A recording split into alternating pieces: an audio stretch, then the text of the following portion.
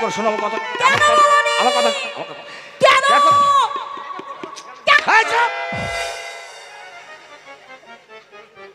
তোমাকে কলকাতার ঠিকানা দিয়ে আমি ভুল করেছি।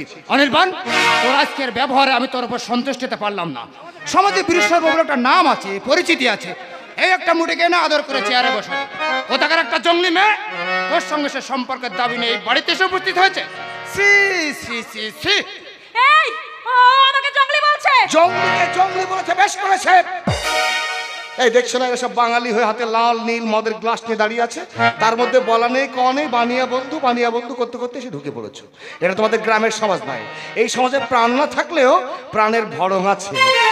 ঠিক বলেছি না? উজ্জ্বল ম্যাডাম, ছেলের মুখ চেয়ে তোমরা অনেক কিছু সহ্য করতে পারো, কিন্তু এই ঘটনাটা জানাজানি হওয়ার পরে 10 জনের সামনে মুখ তুলে দাঁড়াবো কি করে? তুমি যে পরিবারের ছেলে, তোমার কাছ থেকে অন্তত এই রকম ব্যবহার আমি আশা করিনি। চললাম।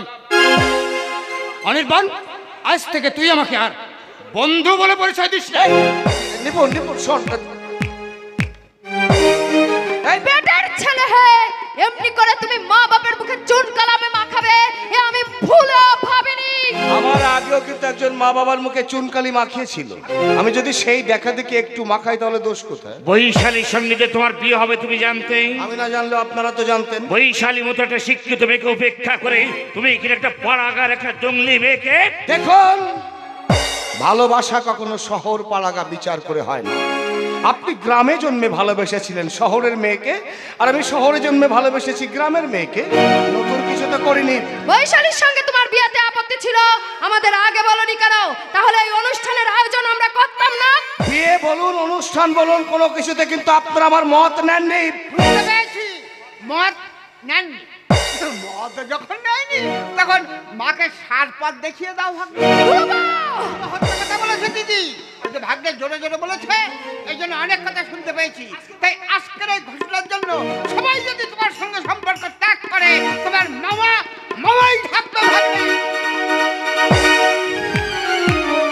কাঞ্জিলাল, এ অপমান শুধু তোমার একার নয়, আমাদেরও। আমি তোমাকে কথা দিচ্ছি। আর কথা দিতে হবে না। আজকের এই অপমানের প্রতিশোধ কি করে নিতে হয় কাঞ্জেশ্বর কাঞ্জিলাল ভালো করে জানে। ও, এরা সবাই অনুষ্ঠানের কথা বলছে। এখানে কিসের অনুষ্ঠান হওয়ার কথা ছিল? আমার বিয়ের দিন ঘোষণা হওয়ার অনুষ্ঠান। ভাবছি আয়োজনটা তো নষ্ট হতে দেওয়া যায় না, তাই এই দিনটা আমি ঘোষণা করছি।